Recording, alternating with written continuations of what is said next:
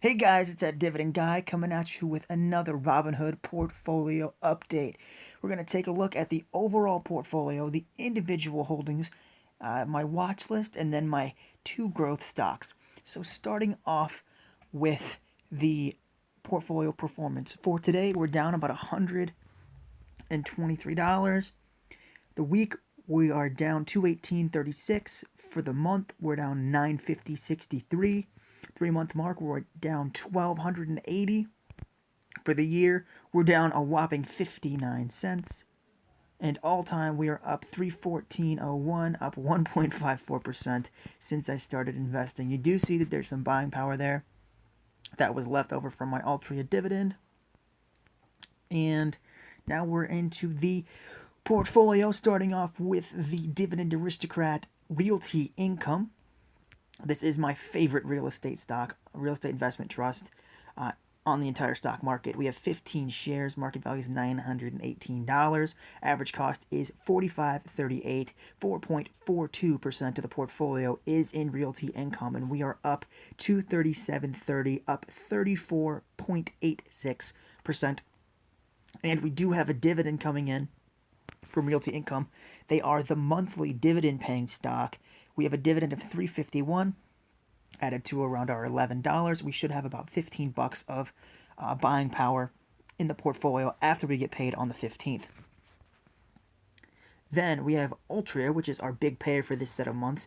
It is a dividend king. We have 149 shares, almost $5,900 of market value. Average cost is $43.61. We have 28.4% of the portfolio in Altria Group.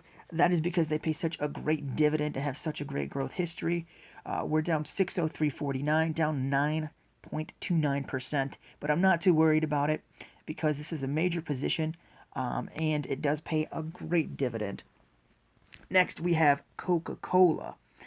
We have 20 shares of this Dividend King, $1,000 of market value, 51.26 is our average cost, 4.83% of the portfolio is in Coca-Cola, and we are down 22.90, down 2.23% on Coca-Cola. Again, not super worried about it. This is a quality company, and I can get it at a little bit of a discount. Next is FRT. This is also one of my favorite real estate stocks, and it is a Dividend King. We have one share, so a great cost on average opportunity here at $75. As you can see, my average cost is $113.40. Market value is $75.64. 0.36% of the portfolio is in FRT. We are down $37.76, down 33.3%, and a dividend coming in, which should give us about $16 of free cash in our trading account here, which will be added to next month's dividends, which could give us another share of the stock that I'm looking to buy. Then we have Lowe's. We're on to the second set of months here with a quality Dividend King that just did a 9% increase this year. We have two shares. $347.22 is our market value.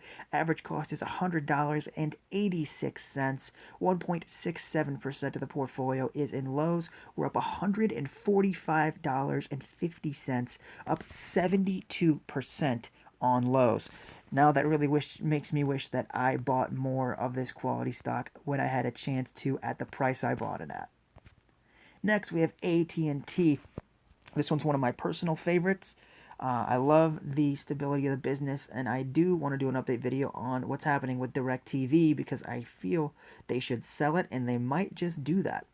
We have 126 shares of AT&T. Quality Dividend Aristocrat. We have $3,462 of market value. Average cost is $29.68, so we're finally below that $30 mark, and it even fell even further. We have 16.68% of the portfolio in AT&T. We are down all time, down $277.15. As you can see, though, we do have a dividend of $65.52 coming in, and that will be going towards either Exxon Mobil or buying a share of Walgreens or Aflac. We have options, and that's what I love, is that whatever stock is down the furthest that pays the best dividend, which right now is Exxon Mobil. So this money would obviously go into Exxon because it makes the most sense for the portfolio to keep growing. and pays us the best dividend for the price, considering it's so deflated right now. But that $65 is enough to buy us 2 shares of AT&T, which is great. But the reason we don't reinvest into the same stock is because AT&T is actually not going to pay me until February. So I'm not going to see that increase in share count. It's not going to pay me any dividends technically until February. But if I put these dividends into Exxon Mobil, that drips for next month, repurposes the dividend for next month, and it makes my dividend income go up every single month with that strategy. Next, we have the stock we bought with Altria, which is exactly what we did. We used Altria's dividends on Monday to buy PBCT, Quality Bank, Dividend Aristocrat. We have 13 shares, 134.55, which is all dividend income, which is phenomenal. We actually could buy another share, but I'm keeping it in there to help with the fluctuation of the market and make sure that we quite possibly could be able to buy another share of Exxon. We're down 585. We've only owned it for a few days, so I'm not really worried about that. And we could buy another share at a deflated price, but like I said, I'm keeping that money in the portfolio simply so we can have extra cash for next month's purchase. Then we have AbbVie. 60 shares, $5,100 of market value. Average cost is $72.22. 25% of the portfolio is in AbbVie, and we're up $826.64, up 19% on AbbVie. Next, we're on to 36912 with the Dividend King Johnson & Johnson. We have 2 shares, about $300 of market value, $135.79 is our average cost. 1.43% of the portfolio is in J&J, and we're up $24.62, up 9.07% on J&J. Then we have another quality Dividend King in 3M. We have 2 shares, $336.80 is our market value. Average cost is $147.28. 1.62% of the portfolio is in 3M, and we are up $42.25, up $14.34, up 14%, which is great on 3M. Then we have Exxon Mobil, 84 shares, almost $2,900 of market value. Average cost is $53.20. 13.8% of the portfolio is in Exxon Mobil, down almost $1,600, down 35.62% on Exxon Mobil. And right now they are the biggest loss in the portfolio, which means this is the stock I need to be pouring money into because it's a great value. It has great upside potential. It has a phenomenal dividend growth history. And even with the fluctuations in oil, I have seen a lot of press release from executives saying that they are keeping the dividend and planning on increasing it still. So I'm not super worried about the shares, about the share price, or about the dividend payment. Next, we have Walgreens. We have 6 shares, $215.70. This was Disney money when I sold Disney. I bought Walgreens with that cash, kind of like what I did with Target because they cut the dividend. $39.92 is our average cost. 1.04% of the portfolio is in Walgreens, and we're down $23.79. Not worried. There's only 6 shares. I could easily replicate my position and cost down average here, so I'm not sweating it. We're down $23.79, down 9.93% on Walgreens. Then Aflac. We have 1 share. $37.20 is our market value. Average cost is $35.75. We have 0.18% of the portfolio in Aflac, and we are up $1.45, up 4.06% on Aflac. That concludes my holdings currently.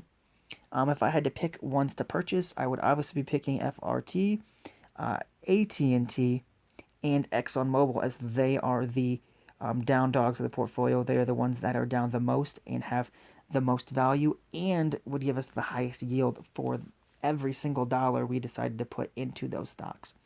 Next, we're going to look at the watch list, starting with my own personal bank. I do like U.S. Bank. It's a Buffett holding. I said it's my personal bank. I actually bank with them. I go there like once a week. That's where all my money's held. So I definitely want to own the institution that my money is in. U.S. Bank at about $40 has more than $20 of upside, which means that I definitely would buy it here. And it does have a nice dividend for a bank. Then PepsiCo at $142, not enough It's not down enough for me to buy it. I want more upside in the stock. Same issue with Kimberly-Clark at 152. Not enough upside for me. I would want to buy it around the $140 range, so like almost $10, $12 off of the current price. I want about $15 to $20 of upside in any stock that I look to purchase because I just like that appreciation, and I could even take it lower. I would prefer it lower. The problem with a lot of the stocks on my watch list is they are top tier quality companies. So a lot of them don't actually go down very far. So sometimes it's easier to just bite the bullet and initiate a position even though you feel it's overvalued. Next, we have Colgate. Same issue as Kimberly Clark. Um, they are quality, and quality doesn't go on sale very often. But they are kind of a rare exception where I could buy about 10 or 12 shares of them with my regular investment. So I might make an exception for Colgate, but I do have other stocks that are goals of mine to become dividend efficient in, and I might wait until I'm very efficient in those stocks to buy some of these quality ones.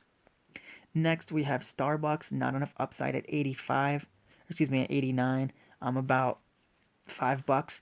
Um, I would like it around the $60 $70 range, even about $20 of upside there. Procter and Gamble at 144. I'm not touching it. $2 off of its high. Of course, that's a snooze fest. I'm not taking that. It would have to be around the 115 to $120 mark. SX at 300's a deal. 206. I'm literally stealing money for that. Black Hills at 57. $30 of upside in the stock. Definitely a steal right now, and very close to Dividend King status.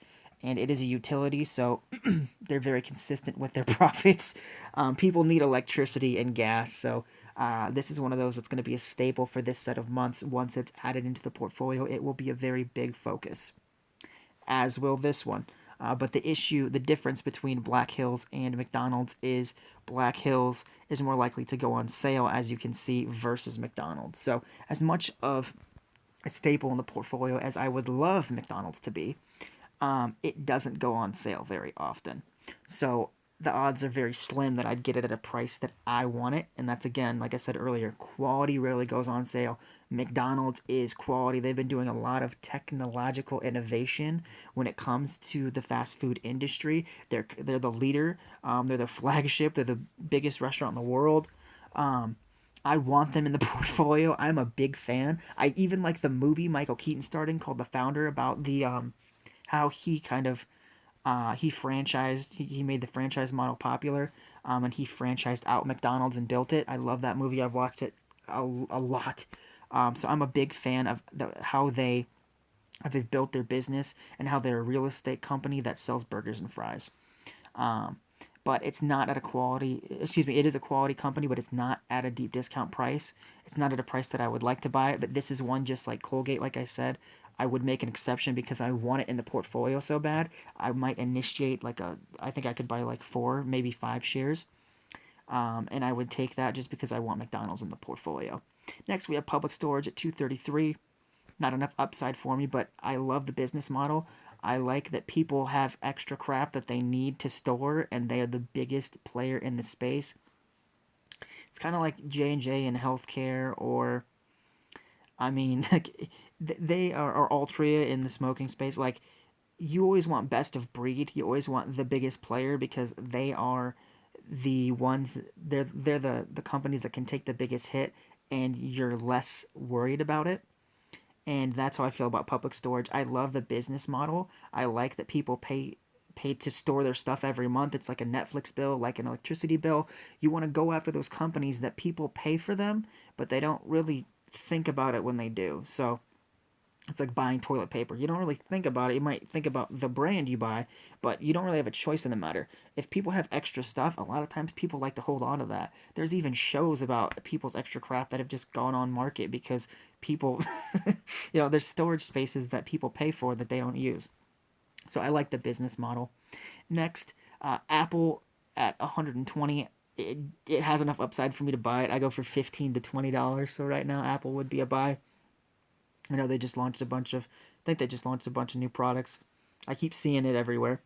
That they had an unveiling, but I definitely would love Apple stock in the portfolio. It will be a pretty big position, a staple in the portfolio, just because I love the product line, I love the innovation, I love the history, I love Steve Jobs. Just like I said with McDonald's, I love the Steve Jobs movie that's on Netflix and the one that Ashton Kutcher starred in. Um, it makes you fall in love with the atmosphere, like with the kind of like with the brand and the history and how the company is run. Um, and so this is one of those that I personally would love to have in the portfolio. You fall. What I'm looking for is you fall in love with the culture of Apple, right? You fall in love with how good they are at what they do, and so I definitely want Apple in the portfolio. Disney, this one is honestly kind of like Apple. I love the history. I love the growth of Disney. I love the innovation of Disney. I love the diversification of Disney. I love the company through and through. I know I did sell it, but I sold it for the right reason. It cut the dividend, and that was enough for me because at the time I wanted a very strict dividend growth portfolio, and once a company cuts the dividend, it gets cut out of my portfolio. That was my rule. I did it with SKT as well. We want dividend growth, and the moment our money stops growing, we need to repurpose it to an investment that's going to do that. So the thing is, my original goal with Disney was to buy enough Disney that so it's so cool. I wanted to buy enough shares of Disney to use the dividend income to pay for my Disney Plus subscription, and I figured out how much money that would be, and I could do that within like a year and a half. Which of course I'm not gonna only. I mean that that would take a long time for me, but it's kind of cool that that could have been an option until they cut the dividend. But I have seen that they are looking to reinstate the dividend. When that happens, I don't mind pouring more money into Disney. I am a big fan, and hopefully my original goal can come to fruition. I would love to have a lot of Disney in the portfolio, but I would really like my original goal to use the money from Disney to pay. Disney would pay me to have Disney Plus. I'd have it for free because the company would pay for it. So that's the goal. Once they reinstate the dividend, if it's at the same price or whatever, that will be one of our funny goals is to get Disney to pay for its own streaming service.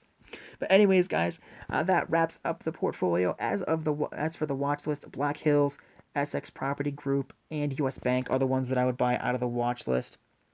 So with that being said, guys, thank you so much for watching. Thank you for the support. Thank you for hitting over 400 subscribers. I know we've been over like 440, I think now, something like that. So thank you guys so much for all the support. Thank you for the comments, for liking my videos, for being so supportive and joining me on this journey here on YouTube and my investing journey as well. Remember to hit the subscribe button if you're a fan of the stock market news, and building wealth, or if you want to see me lose money. Apparently, because today we did lose, but that's okay. Doesn't bother me that much. Actually, it doesn't bother me at all. But thank you guys so much for watching. Remember to hit subscribe, and I'll see you guys in the next Robinhood portfolio update. Take care, guys.